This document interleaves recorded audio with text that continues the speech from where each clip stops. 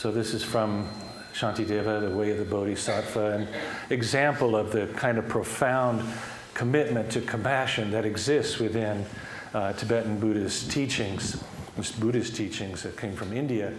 And so it's far greater than we usually think about in the West. And so my father was a doctor, and I always grew up just assuming I was going to be a doctor. But I came out of the late 60s in a kind of a tumultuous time and couldn't really decide if I wanted to study medicine anymore. And so I got in. I was lucky enough to be accepted to medical school. But then I dropped out after my first quarter, didn't know what to do. And after struggling for about 8 months, I finally went back, really only because I'd always pictured myself as a doctor and thought that I needed to complete that, and then I could not do it if I wanted, but then I at least have the choice. So just to show I wasn't didn't have really profound motivation about medicine at that time. But then, when I was back in medical school, one of the doctors at Rush Medical School, where I went to school in Chicago, went to Nepal, and on this mountain called Dhaulagiri, and did some research in high altitude medicine, came back and gave a presentation to the hospital.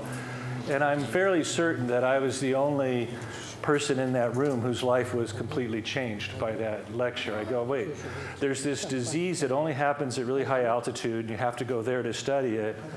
And I was already interested in mountain climbing, and so I go, that's what I'm going to do. This will get me through medical school. So I followed him around. His name was Drummond Rennie, and tried to talk to him during the next few years. And then he did this paper with Peter Hackett, and Peter Hackett's actually here today with me. So it's I was thinking it's full circle. 40 years ago, Peter appointed me to work at a rescue post up in Periche, up in the Everest region, and 40 years later, I had brought him to his first Buddhist teachings here in Nepal. So with this focus, it was just heading me towards Nepal. I wanted to, be an expedition doctor and climb in the mountains and take care of people on expeditions and so on. So this aid post in Periche, which is about 2 days walk below Everest Base Camp, and a place where a lot of tourists would get in trouble with altitude illness, and so that's what was a good place to go to train in taking care of people with altitude illness. And on my second day there, I had the worst case of altitude illness I'd ever seen in my life, and it was also the first. It was so incredibly nerve-wracking night as she went into deeper and deeper coma, and we tried to pass a message to Kathmandu to fly her out, which was very difficult in 1979. And they didn't get the message, then they got the message, and then the pilot had gone home, and then the weather was snowing, and it looked like really hopeless. And in fact, the park ranger called me and said, look, why don't we just try to organize this for tomorrow? It looks like it's not going to work today. And I told him, I said, if it doesn't come today, there is no tomorrow. She'll be dead in a few hours. And so they got the helicopter, and she flew out, and she survived, which at the time, I felt really strange. The first time I'd ever really taken care of someone like my own age and so intimately in that setting. And I had this feeling that if she died, it would have, really been hard to get over it, at that time in my career. Even though I had lots of patients die. Patients died, but it was a really strong experience being alone up in the mountains taking care of people like that. And so after I liked it so much, living with the Sherpas and being up there in that whole environment of Tibetan Buddhism. Even though I couldn't get any teachings or anything, I felt something. And after 3 seasons up there, I found out about a small clinic that had opened in Kathmandu called the Siwet Clinic, and was able to join that. We didn't have snake charmers every day. It wasn't so popular with the patients who were coming to be seen. But it turned out that Siwet Clinic was the first clinic in the world that saw travelers while they were sick.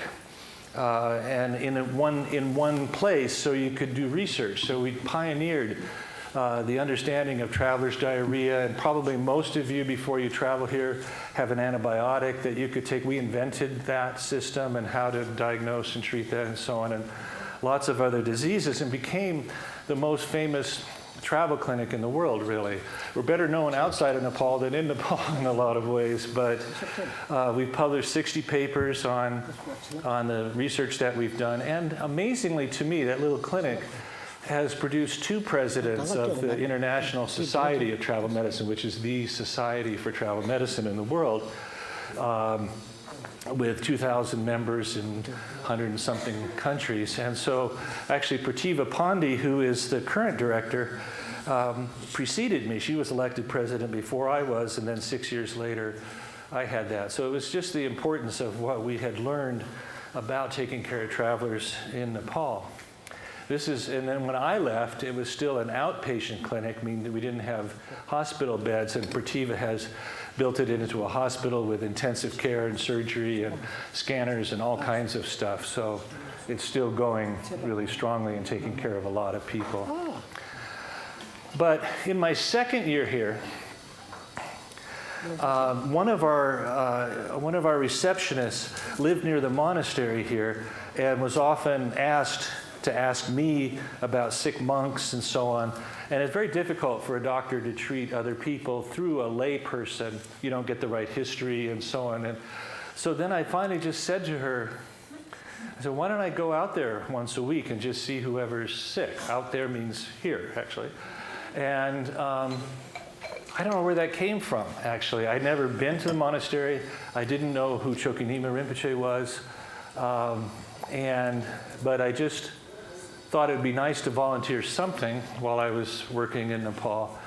So the next day, Rinpoche asked to meet me, and so I went to meet him, and we set up a small clinic, and I started doing that. And then in the course of that, one of the monks in his 20s just one day said this. He said, you know, you're so lucky. I said, why? I said, well, because being a doctor is the best life you can live, because you get to make your living by easing suffering in others. And, you know, as I mentioned, I'd already struggled with being a doctor and the meaning of it and all that, and it was so simple. And, you know, what it meant is 2 parts. If you have to make a living, in other words, if you're not a monk or a nun and being supported in your practice, then making a living by directly easing suffering is a really great life. And I thought, yeah, maybe I can do that. You know, it was... I'm still talking about it, you know, a lot of years later. So then, Chokyamima Rinpoche, if any of you can believe it, was not busy. He was kind of just knocking around on the upper floors of his monastery, and if you went up there, you could go talk to him. And so when I would come out to do my clinic, he'd say, oh, doctor, before you go out, come have some tea. And then when you're finished, come have lunch. And so we did. But at the time, I wasn't really, I don't know, I had made some effort to learn some Buddhism while I was traveling in Asia, but I kind of given up. I couldn't find anything. Went to Bodh Gaya, sat through a Zen retreat and hurt my knees, and was scared of being hit by the stick most of the time. And so it wasn't working. So anyway, right away, we just kind of became friends. And then later, I met his father, Tukul Rinpoche, actually for the first time while his father was having a massive heart attack up on Shivapuri, up at Nagi Gampa, which was kind of a terrifying thing to deal with because there was no cardiac care in Kathmandu, and there was no electricity or any kind of contact at Nagi Gampa in those days. So the question was what to do with him. And in those days, we were much more careful with people with heart attacks. We didn't try to move them and so on. And I didn't really know who he was, other than being Chokyamima Rinpoche's father. So I'm sitting up there trying to decide what to do, and I finally make the decision to just leave him there, against all my medical training and judgment, but it seemed like the safest thing to do. But I luckily didn't know that he was one of the most revered teachers in the world, the Tibetan Buddhist world at that time, and I had just taken that responsibility on in that way. But he did fine. And I became his doctor and got a lot of teachings from him directly. And then later met Pakchuk Rinpoche when he was just 5 years old, I was up in Nagi Gampa to get the same teachings or similar teachings that we're going to get in the next 3 days. It was at the end of the fall seminar, and we were staying in a tent up there, and Patrick Rinpoche just crawled in the tent and sat there. We didn't speak a language in common, but that's when I thought it was important enough to take his picture.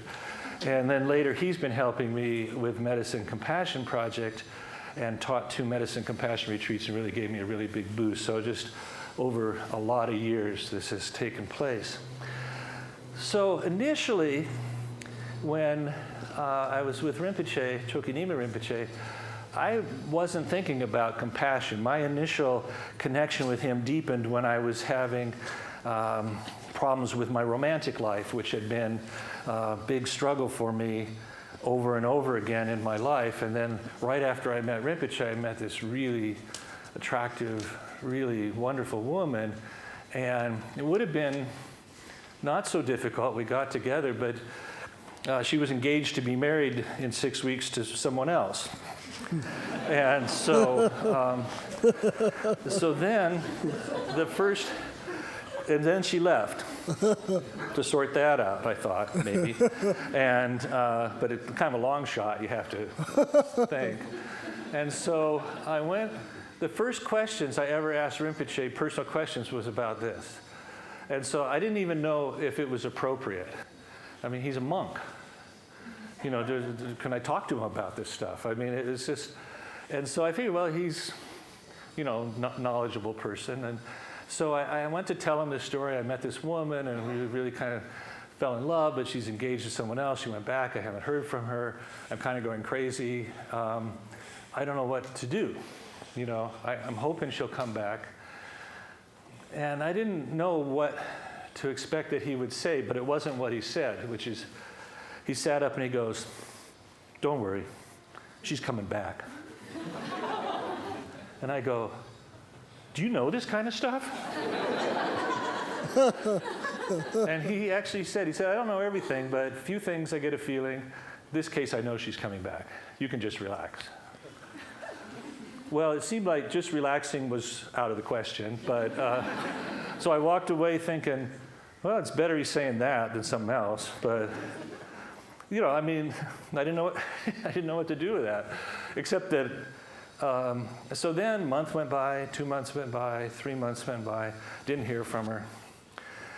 And then I tried to send her a plane ticket. In my deranged mind, I thought maybe she just couldn't afford to fly back or something like that. And then she finally wrote me after that, and she said, "Don't send the plane ticket, I'm not coming back." And then a friend of mine, a friend of Rinpoche's, heard that, went out to talk to Rinpoche, and then Rinpoche said, "Call David, tell her she's still coming back." And so I said, okay. Then 2 days later, she called me, and she came back. But a few months later, I realized I hadn't asked the follow-up question. Was it going to work out?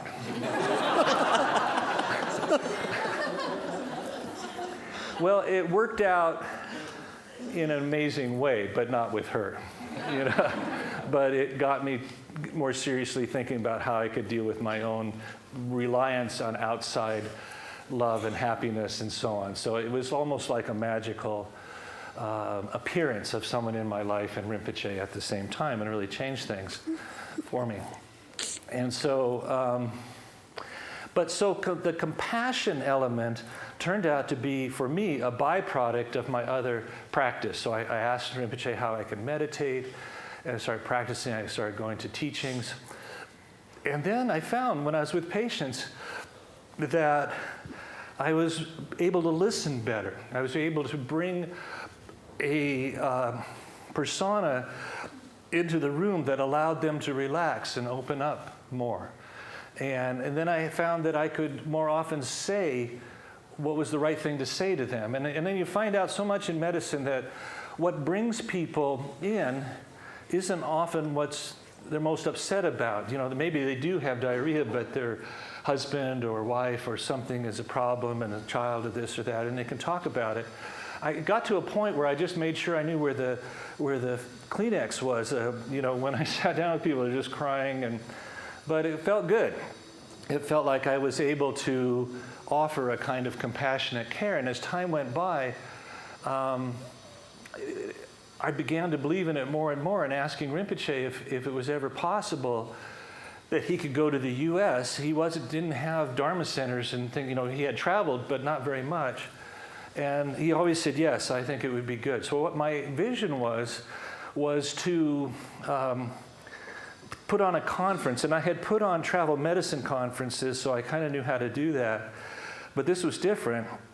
And I wanted to promote it to a non-Buddhist group of doctors and nurses to see whether the Tibetan Lama's teachings could connect with them in direct ways, and how it's possible to actually train in compassion and not just be encouraged in compassion. In the West, pretty much all we ever do is just say, well, you should be more compassionate.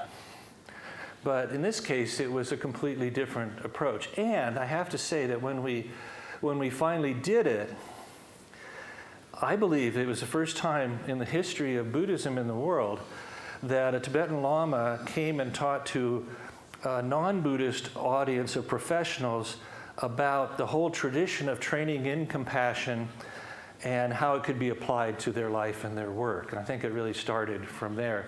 And I thought that it might be important, so I recorded it at a second conference that we did, and then spent 4 years editing it into the book, Medicine and Compassion. How many of you have read Medicine and Compassion?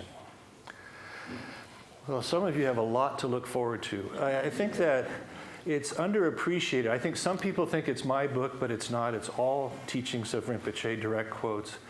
And it's not that much about medicine, but it is a very profound overview of how compassion training works and the advantages of doing that. So, and I know Rinpoche has told me it's one of his favorite books. So I mention it because I think it's been underutilized by his students.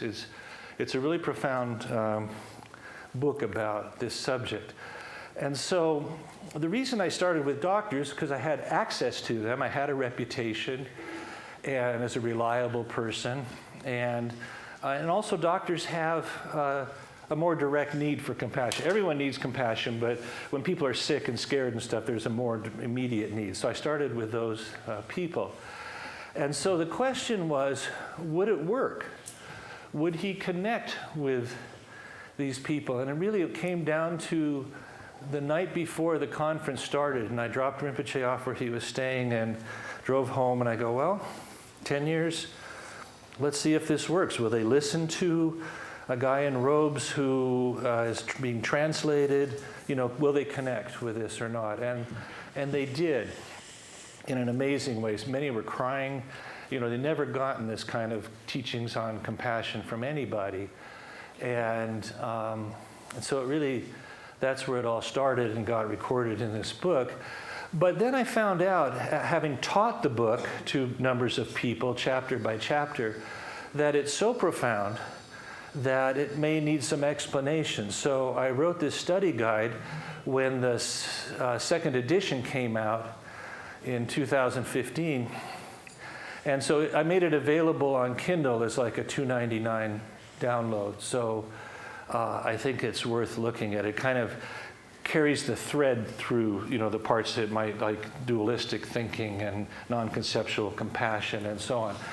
20 years later, I have to say, Rinpoche, that I feel like Rinpoche taught it 20 years in the future. I mean, it was very much more profound teachings than you would give to that kind of audience, you would think. But my feeling is, and I haven't talked to him about it, but he's here, that he taught it, he knew he was going to teach it once, and he put his heart into it. And I think this is the definitive text on training in compassion. So I really encourage you to look at it. So then, after I got home, started working on the book, I realized I had been the last 15 years here, and I had never looked into whether there were Western approaches to training in compassion. I thought if I was going to edit a book and put it out, I should check. What do people do? Well, so I went to the Encyclopedia of Religion, a multi-volume set by Mircea Eliade, who is a religious scholar, and I looked in the index under compassion, and this is a photo of the index. It says, see love. For discussion of the Buddhist concept of compassion, see karuna. Well, it didn't say, here's the Western concepts of studying and compassion. And if you look under karuna, they talk about meaning of Buddhist compassion. If you look under love, they talk about bodhisattvas. And so I couldn't find that there existed any Western tradition of training step by step to improve someone's compassion and making it more stable, making it more inclusive, and making it more effortless.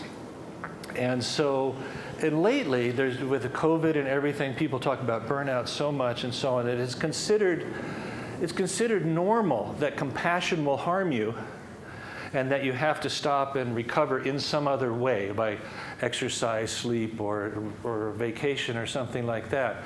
And so the idea that you could train to be able to convey compassion in a way that's not harmful to yourself is not a thing in the West yet. And that's what this project is really about. You could train for years and every time get easier and do it and go to work and then go home. You know, if you see the compassion that Rinpoche displays every day with people coming to him with requests and all this stuff, you know. And I have to say, in 40 years, I never heard him say, if I have to see one more suffering person a day, I'm just not gonna do it anymore. And so that's the real inspiration. So if we want to study in compassion, we need to identify the experts, and I felt that I had in the Tibetan Buddhist tradition. So then the question is, what is compassion? Well, interestingly, 20 years ago, the definition was really wishy-washy. It wasn't a very big word in the West. It meant sympathetic pity and concern for the sufferings or misfortunes of others. So it's passive, right? I mean, sympathy, pity, yeah, you're suffering, that's bad. And so it wasn't even used that much. And so I began just introducing the Tibetan Buddhist definition, which is the desire to actively relieve suffering in others. It's a whole different approach. It's given that they're suffering, you show up wanting to fix it, and people feel that. It's a different thing. And now, when I hear people talk about compassion, they more often use this definition. So the way that definitions shift in languages, it has starting to shift. That's what you hear more often, is the desire to relieve suffering. So that has happened in the last 20 years. And then in medical schools, they've gotten as far as wanting to teach more empathy. They feel that this is something they can teach, which is ability to understand the feelings of another. And it's funny, they tell medical students, you got to think of the patient as a person, not just as a set of symptoms and diseases. And that seems really remedial to me, that you have to remind one human being, the person you're taking care of, the human being, but that's the way it's been kind of taught. But the problem with empathy, we'll find out in a moment, so the question is, what does compassion come from? Is it just there's no compassion, but then you have a thought of compassion? There's no compassion, but then you get a feeling? Is it the same in everybody? And if it exists within us, is there some way to improve it or make it more stable? Those are the questions that we can ask about compassion. But before we do that, when we think of, well, what is the purpose of medicine? Well, you could say it's to cure disease, to prevent disease, if you could, to save lives or to prolong lives. Okay, those are purposes of medicine. But does it work? We can't guarantee anyone that they'll never get sick, no matter what we tell them to do with their diet or medicines or so on. We're never going to take care of anyone who's not going to die. So actually, the purpose of medicine defined that way leads to defeat. And you see that among doctors. Oh, God, I have nothing to offer. And when I was in medical school, before hospice and all this, when someone was determined to be on getting active care, when they were determined to be terminal, the people making rounds would skip seeing them, because they couldn't face them and they felt like they had been defeated. So it was a strange model. But if we define the purpose of medicine to relieve suffering, then we can always do it. We can always succeed at trying to do that. Of course, we can't relieve all suffering in medicine. But from birth all the way through to death, if the purpose of medicine is to try to ease the suffering of whoever comes to us, then we have a real purpose, and it actually aligns perfectly with compassion, the desire to relieve suffering. So you train in the desire to relieve suffering, and you don't worry about the fact that people are suffering. You know they're coming. If there was no suffering, there'd be no medicine. Why would you go to a doctor if you never had anything wrong with you? It wouldn't exist. So that makes a better model for medicine, and then training in compassion fits with that. So what about curing disease, preventing disease, saving lives? Well, I call that the activities of medicine. I mean, of course it helps to cure disease if you can, helps to prolong lives, save lives, and so on. But what we need to remember as caregivers, it's not the outcome that matters, it's how we deliver it. We can't guarantee that everyone we take care of won't die, but we can take care of them the best we can. And then it feels good. They don't have to worry so much about the outcome. But if we're going to take care of suffering, we need to understand something about suffering. And interestingly, just before COVID, I was invited to a meeting, an invitation-only meeting of a lot of people studying and teaching compassion in the US.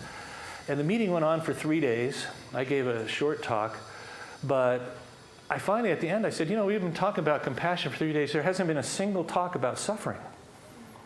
It's not a thing, for them to talk about it. I think it's really critical. So if our desire is to relieve suffering, we need to know something about it. So what is suffering? We can get almost an endless list of things that cause us to suffer. It's the nature of being a sentient being. But we can divide it into three.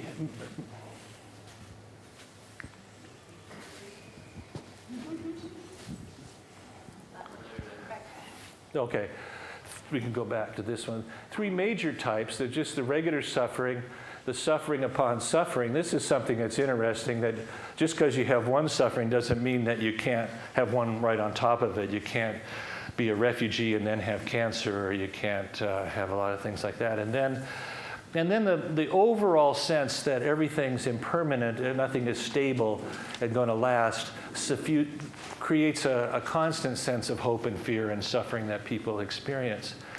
And so, but even if everything goes perfectly in our lives, we still have these 4 major causes of suffering, which we all know about. Birth, old age, sickness, and death can't be avoided once we're born. And so, interestingly, it was really the Buddhists that first ever described birth as being painful to the child. Of course, we're aware of being painful for the mother, but it makes sense. It cannot feel that good to be squeezed through a birth canal for several hours and have your head remolded. But so even coming into this world is painful. But then maybe you don't get sick, everything's fine, because you're finally going to get old, and then aches and pains and things and disease happen. And then sickness can occur anytime, and some sicknesses are curable and some are not. And I don't know if any of you knew Annie Marilyn some time back, but it was Marilyn Silverstone. And what's interesting, she was a professional photographer, and it was at the border in 1959 and took the photos that ended up in Life magazine of the Dalai Lama escaping from Tibet before she was a nun. Then she got into this. And now she's dying in this of cancer in this photo, but was very calm and really inspirational to me that Dharma practice can transform anyone. And so that's why that picture is there. And then death can't be avoided. So what is the cause of death? What's that? See? That's the problem. That's why with the Bardo teaching, you're trying to not get reborn. Because if you get reborn, there's no way out. And so, and impermanence, as we've been talking about for days, of course means things cannot stay the same. But really taking impermanence to heart as a caregiver is incredibly powerful, because what you deal with is people who've never thought about impermanence. So their grief can't be relieved in the sense that they go, how can this happen? I had no concept that a child could die or my father could die or any. And so the difference between feeling that your life is completely transformed, and the difference between just being sad that it's changed is a huge thing that's based on impermanence. And so even as a caregiver, even if you don't say a word, if you take impermanence in, you can stand at the bedside, talk to people, and be a fixture that allows people to absorb change more easily. I think it's an incredibly powerful thing to think about. And then this photo by my brother, Lawrence Shlim, it looks like this monkey's contemplating impermanence. And he goes, even all these humans have to die. What chance do I have? You know, so it's a great photo. And then I'll see if this plays. Oh, you're not going to hear that, but oh, okay. Okay, let me back up.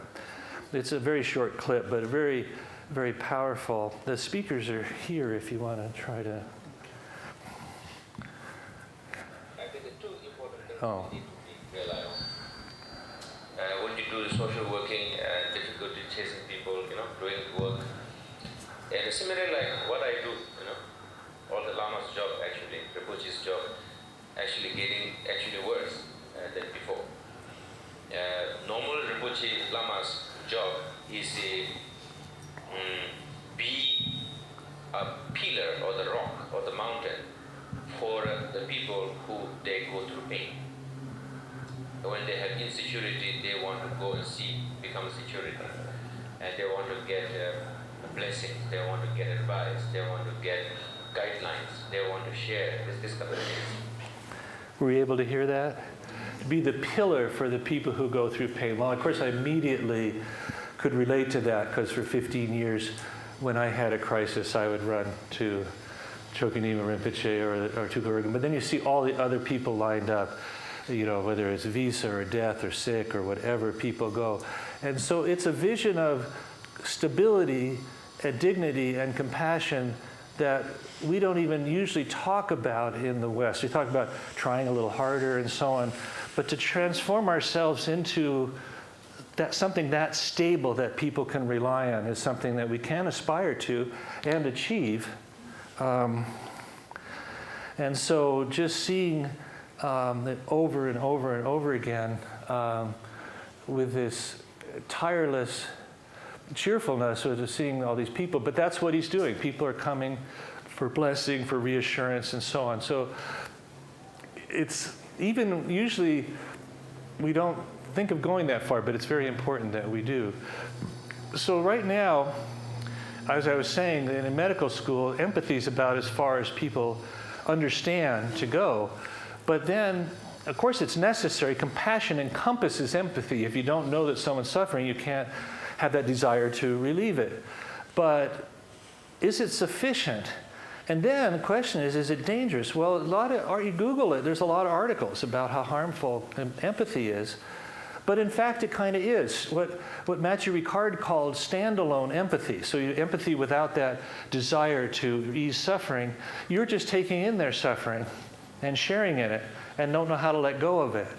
And it is painful and it can be a problem. And so they're observing something that is true but doesn't have to be true. And so even with compassion fatigue, they make it into a disease practically. It says caring too much can hurt. When caregivers focus on others without practicing self-care, which I'm not sure what that is, destructive behaviors can surface. Apathy, isolation, bottled up emotions, substance abuse had a long list of symptoms associated with what they call a secondary traumatic stress disorder called compassion fatigue. Well, I was surprised to read that. That was stronger than we usually see. And in fact, when Pakchok Rinpoche was at the Medicine and Compassion retreat in Jackson Hole, of course, people ask him, Rinpoche, what about compassion fatigue? And he goes, we don't have a word for that in the Tibetan language. So because the idea that compassion is our basic nature, it's our Buddhist nature, it can't fatigue. Other things cover it up. So that's where we start to transition from the Western model of encouraging compassion and feeling that it's going to wear out to recognizing that compassion is tireless and always present, and we have to work on it in a different way. So we need to understand, as Buddhist practitioners, that compassion's not the problem. The actual problem is suffering, and compassion's the solution. So we need to reverse that and not feel that we're going to suffer our compassion loss by trying to care for others. But we can only do that by training. So how do you train? And then this interesting question of what people could say, but isn't medicine inherently compassionate? If I diagnose you and give you the right medicine, don't you get better? Doesn't that ease your suffering? But de facto compassion, it doesn't feel very good. You know, if I say that, it's like saying, of course I care for you, I'm caring for you, aren't I? Or to your wife or husband, of course I love you, I'm here, aren't I? You know, so it needs that next step of genuine, compassionate attitude that people can relax into and trust, and not just enough to show up. So how do we convey compassion? First of all, paying attention. Make sure that they know that they're there. And then cultivating a genuinely compassionate attitude, which can start at home when you wake up in the morning and say, today I would like to ease suffering as much as I can for sentient beings. And then, if that feels awkward to you or uncomfortable, I would just say that if you got up each morning and said the opposite, you would feel very uncomfortable. If you said, today I would like to get up and cause as much suffering as I could. You know, so if we believe that's not good, we can believe that making that aspiration can be good. And you begin to believe it, even within a week. You know, I want to ease suffering. Then by the time you show up in the room with a patient, you've already said it. You've already convinced yourself. It's a very powerful tool in compassion. Now, here's, out of the whole talk, the most practical thing that Rinpoche taught, I think, for non-Buddhist practitioners. And that in order for us to go in a room and see somebody who's suffering and listen to their story and take on their suffering and show genuine compassion, of course that's going to affect us. But we need to practice being able to let go of it. And we need permission to let go of it, because most of us who take care of people measure our sense of being compassionate by how much we do cling to their suffering after we leave. Did any of you experience that? You see somebody, then you go home at night and you go, oh, that poor woman, she's 26, she's got cancer, she's got 2 little kids, I can't stand it. And so we do that, and that makes us feel compassionate, but it also makes us feel really worn out and wanting to run away. So what Rinpoche said that really, if holding on to those emotions was beneficial to the patient, then we should do it. But when we're not with them, it doesn't help them at all and only hurts us. So why do that? So that's something, if you're in a helping profession, you can really, it's really powerful to say it's okay to let go. And then when you come back, you can be with them again. And then you can switch patients and be clean for each one. So even like I say, you don't have to practice anything else to be okay with doing that. Okay, if compassion is so great, why is it limited? You know, you could say, wow, thanks, David. Thanks, Rinpoche. I'm going to be compassionate to everyone I meet no matter what. It requires some kind of training.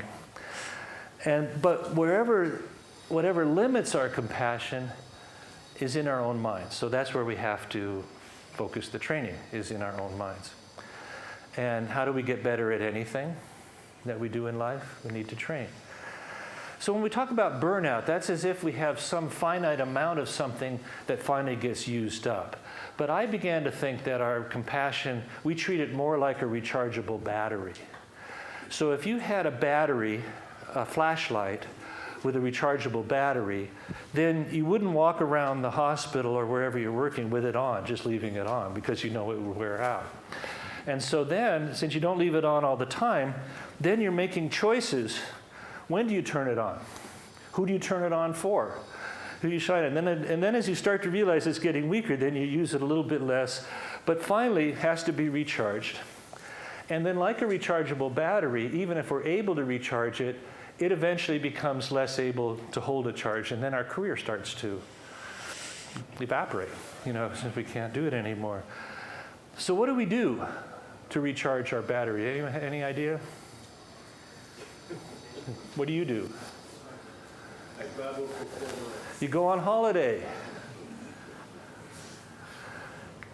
Okay, so American Express will help you do that. And so what happens on holiday? So if it's a good holiday, which it not always is, but if it's a good holiday, your mind kind of lets go of all that stuff that it's holding on to and starts a little bit fresh. So you go 2 weeks to a really beautiful place, you're really relaxed, you come to work on Monday, and you feel really nice to everybody and like that, and it lasts about 2 hours. And then you wish you were on holiday again. So the Rinpoche actually used this example because if it works, if being on holiday, whatever that does for us, works, then how do we have that feeling with us all the time? Is there a way to train our minds to be on holiday without going on holiday? And if you think about it, that's what Buddhist training actually is. So how does that work? Well, before we get there, we need to think about how it is that we would train. And so we need to think about where compassion originates so that we can think about how it's possible to enhance it. Because with different models, it may not be equally enhanceable. So we think that all people, and really almost all animals, have compassion. It seems to be universal. And so the question is, where does it come from? Well, for those who believe that humans evolved from lower animals and just then compassion would just be in our brain, and that people would have different amounts based on genetic inheritance. And the social Darwinists recognize that all people have compassion, but in a model of competitive genes, it doesn't quite make sense. If you're trying to make sure your genes reproduce and someone else doesn't, why would you sacrifice yourself for someone else? But then they say, well, maybe overall it's better. So, but the point is, whether that's true or not, one, it limits compassion to the brain. And secondly, it limits it to what you're kind of born with. It's not a model that allows for a great expansion of compassion if that's the model that we choose. Now, some people have a close relationship with a creator God. And as I go around giving lectures and from listening to Rinpoche and others, I think that works for some people. I think that shouldn't be messed with if that's really something that works for them. But in those systems, they generally don't have step-by-step training. You have to have that faith, something that renews you from your relationship with that creator. So it's not for everybody, but if it's working, that's not so bad. And even people who have that can adapt some of the training techniques from Buddhism as well and get the best of what they think is both worlds. Then other people would say, well, doesn't it matter how you've been brought up? Do you get taught compassion? Well, yes and no. Sometimes some really terrible parents can produce some really compassionate children. They're trying to escape that. Sometimes absolutely great parents can have children that are really difficult, is not connected.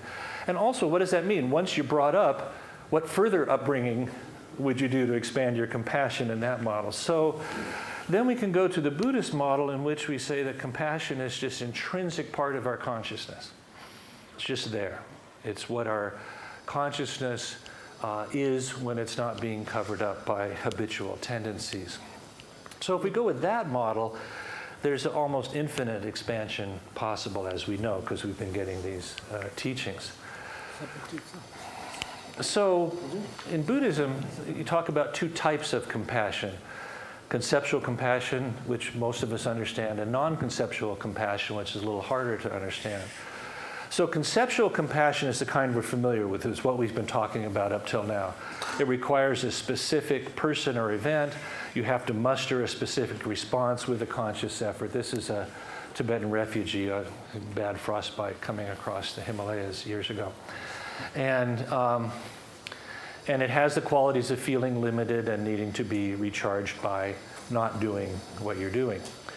And then, of course, conceptual compassion is easier with people who appreciate us and like us and say how great we are. If you want to get good care from a doctor, just tell them how grateful you are. all the time. Then they'll put more attention on you. But with strangers or people who are angry and difficult and upset, that's what we need to train, for those kind of people. So non-conceptual compassion is a little harder, but we can describe it as a spontaneous feeling of warmth and kindness towards others that's not based on an object to exist. It's like the sun shining. So the sun shines, heat and warmth, and when someone steps out of the shade, they get it automatically. The sun doesn't have to turn and do it. So we try to create a sense of compassionate generosity that's always present, and that would be our goal of non-conceptual compassion, which is based on certain types of meditation training. Oops. Okay, there we go. Got to look back sometimes. So where could that kind of compassion come from? And so then when I give this lecture to just general audiences, I ask them this. If the medical model, I'm talking to medical people a lot of time, is that the brain is that creates consciousness, therefore consciousness should cease when the brain function ceases. Okay, I say that up front. But then I ask them, how many of you believe that some type of awareness will continue beyond the death of your body? How many of you believe that? Yeah, how many don't know? And how many of you are certain that it won't? So this is a little higher percentage of people believing that it will continue, but it's a similar breakdown of people who are not sure yet. But very few people are certain that it's going to end. I think that's interesting. Even though we talk so much about the brain and consciousness, we have this feeling that consciousness actually arises from somewhere else. Because it has to. If what you're saying is that you believe it will continue, brain doesn't hop out and keep going. And so where is this mind? And if it exists separately from the brain, it must already exist and already be present. So then we can ask ourselves, what are those qualities that we can say that this mind that is not our brain actually has? And we can say it's empty, not a physical entity. It's not constrained by size, weight, color, but it has awareness. It is what makes us aware. It is our consciousness, and therefore, when it separates from our body at death, it has the exact same awareness that we have now, which is why training it now is what makes it possible to change things for our own future. And so it also turns out that our mind has inherent qualities of compassion and wisdom. And the reason that we don't experience it is that because of obscurations of our own thoughts and emotions that just, I'm too tired, I don't like that, it's judgmental and this, and it goes like that. But if we get rid of those, and really the most basic way of understanding that is that when you're relaxed, you're much more likely to be kind. When you're uptight, you're very unlikely to agree to anything, And so if we know that, then it's how to get more and more relaxed and more let our motivation for compassion go. So it involves removing obstacles to compassion rather than inserting or pumping up compassion. So it's a really different approach, but it is the approach because our compassion is already complete. Nothing to pump up, just to expose. So here's the definition. Training in compassion is just training in how to maintain a relaxed, aware mind while being motivated by the desire to help others. So you have to cultivate the desire to help others, but otherwise you just have a relaxed, aware mind and wouldn't do anything. But when you have both of those, you can really help people a lot. I'll keep going. Okay, so remember, it's not just a matter of trying harder, which tends to wear us out. It's to train in how to have a relaxed mind and cultivate that compassionate attitude. And if you do that over years, you'll get better and better and better, and your life as a compassionate caregiver or as a compassionate person will automatically grow. So it's an incredible thing. So what prevents our mind from feeling relaxed? What is it that we're trying to achieve? Well, it's nothing other than our own disturbing thoughts and emotions. Here's the strange thing about having a mind. We call it my mind. Most of you would say, this is my mind. Tibetans would say, this is my mind. But is it really?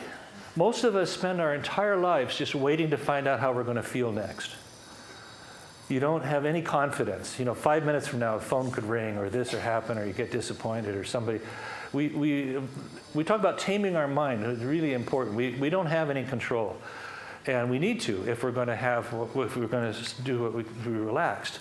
So in the book, Chogyam Nyingma Rinpoche says the most incredible thing. He says, with diseases, some can be cured and some not.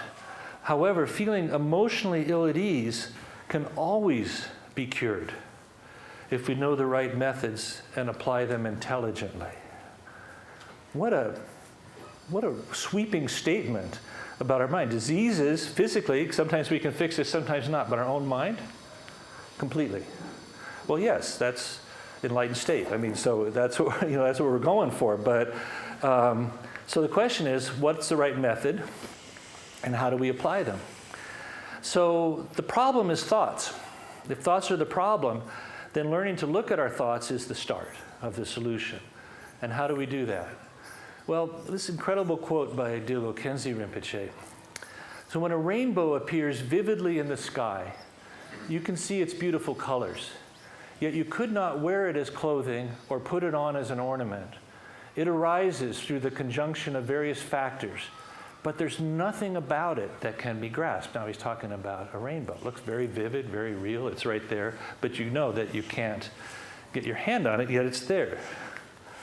Likewise, thoughts that arise in the mind have no tangible existence or intrinsic solidity. So no matter how solidly they appear, how much we grasp onto those thoughts, we're trying to grasp the rainbow, but we currently don't experience it that way. That's a lot of why we suffer. So there's no logical reason why thoughts, which have no substance, should have so much power over you, nor is there any reason why you should become their slave. Now, being a slave to your own thoughts is depression, anxiety. How much of a problem is that? And yet, such a simple statement. We need to see that our thoughts are intangible. We need to see that when we take our attention off of them, they don't pound back into your head, they disappear. That's what meditation training is at the beginning. So, feeling emotionally ill at ease can always be cured if we know the right methods and apply them intelligently, which is why we're here. And the compassion that flows from such a relaxed mind is more stable from morning to night. It's more vast, which includes many more people than we ordinarily would feel like we connect with or want to help. And it's effortless. Effortless compassion in Western ears sounds like an oxymoron because we believe compassion takes effort. But the idea that we can be a relaxed mind with a compassionate attitude, imagine going through life like that. It's amazing. I don't know, but I understand that it could be good. And so what is a relaxed mind? It means being less disturbed by our own thoughts. And Nosho Ken Rinpoche just described the whole Buddhist path is to dispel the suffering we experience as a result of the uncontrolled, relentless activity of our minds. That's what we're trying to deal with.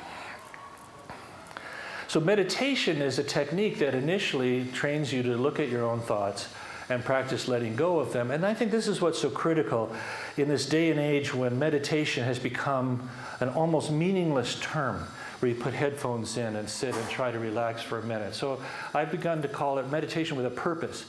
Meditation never existed as a standalone thing. Meditation is the way to solve the problems that the Buddha was talking about. It's a direct connection.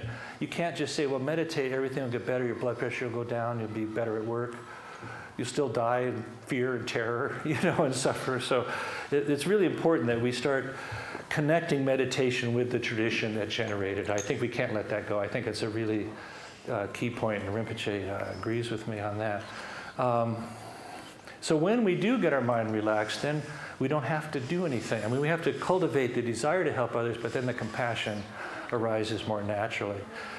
So a way to understand our thoughts, and I'm sure this is familiar to many of you, but our basic nature is described as being like the blue sky behind.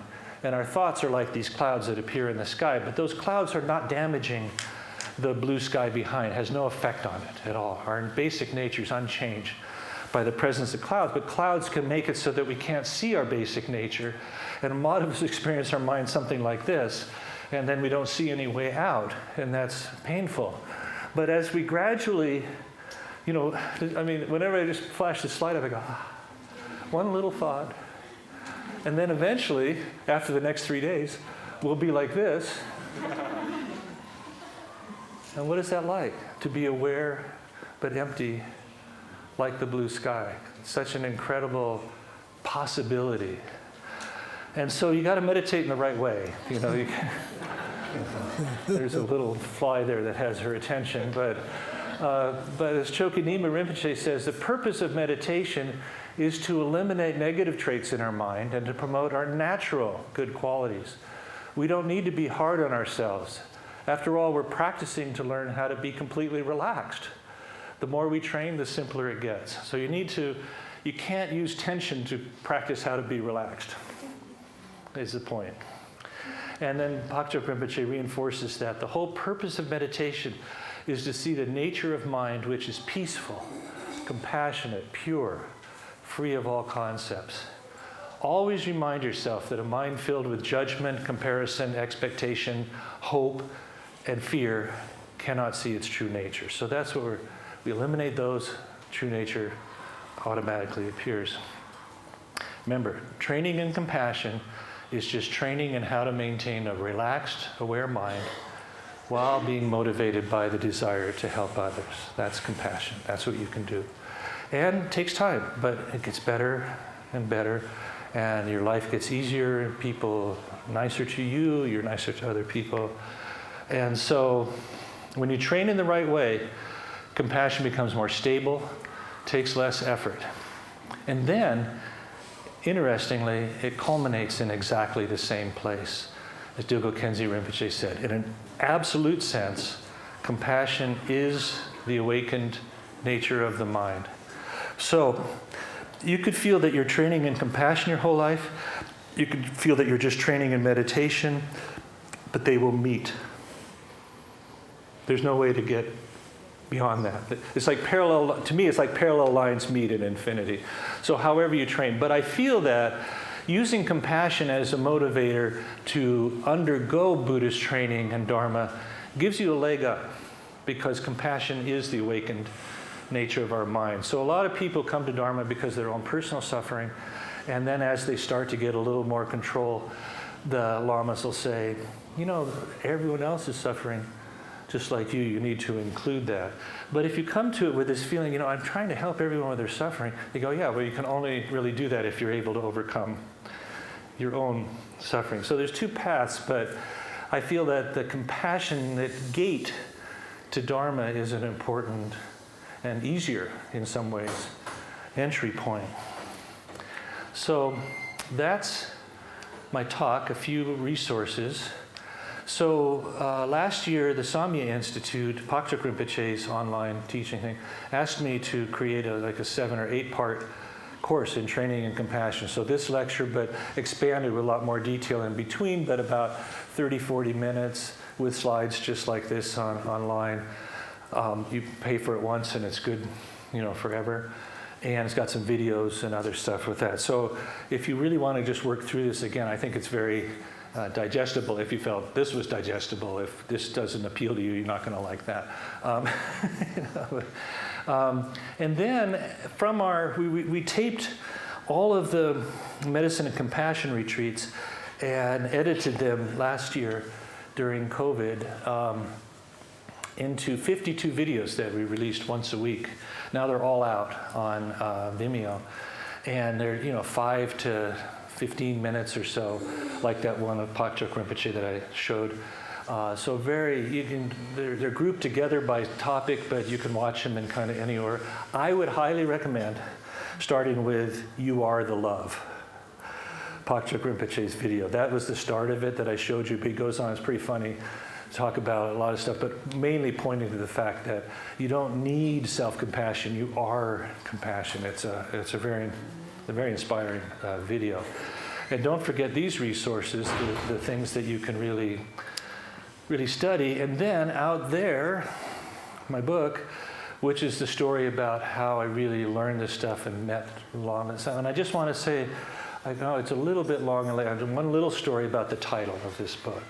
Okay, it's called A Gentle Rain of Compassion. It sounds nice, but it's got some real meaning. And so, after all those years, when I invited Chokyamuni Rinpoche to come to Jackson Hole, Wyoming, to teach, it turned out that that summer was of 2000 was a big drought, and everything caught fire. So there were 10 fires burning in that valley that I live in on all sides. You could see smoke and fire all the time. His students called me and said, "Do you think it's safe for Rinpoche to even go there?" And I go, "I'm here," but we don't care about you. But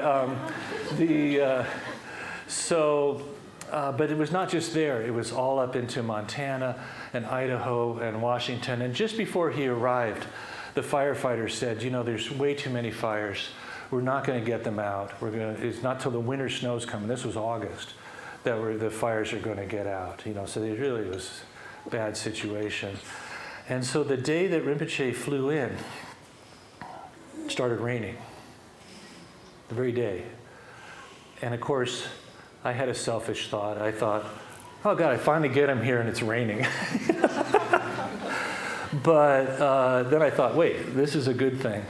And so it rained and rained and rained for 3 days, and it put out all the fires. And then during the course of the conference, he said something kind of tangential about it, but has resonated with me for all these years and became the title of the book. So what he said was, well, these days a lot of forest has been on fire in the United States. He said the fires of anger are burning. But now, the gentle rain of compassion is falling and putting out the fires of anger. That's all he said. He didn't say, "Yeah, you know, when I showed up, I did this thing, you know." And the other day I was talking to him about it, and he said, "Yeah, sometimes that happens when I show up places." But the thing is, it became a metaphor for me because a drop of rain cannot put out a forest fire. And we can only train our own compassion. We can encourage, you know, we can try to teach or whatever once we master it. But so how does training ourselves in compassion affect the whole world? Well, if we all become a raindrop, then by joining together, the rain overpowered this massive amount of forest fires that would seem impossible, and like the difficulties that we face in the world right now seem impossible to overcome. But the whole thing about Dharma training and what we can accomplish is each of us can become a compassionate raindrop. Sounds funny, but it also has an extension, because as a raindrop, if you fall on a fire, but it's too hot and you evaporate, you go back up again, you're not destroyed, and you can fall again.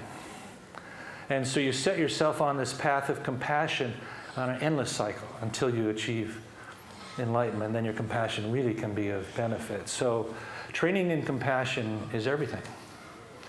And if we can have effect on the whole world by joining ourselves together and not just be angry and say everyone else should be better, but just train your own compassion, then that's the inspiration I tried to leave with that book, which I think is still for sale out there. And it's not for sale in Europe right now. And so if you can take books home with you or whatever it is, I'd really recommend that book.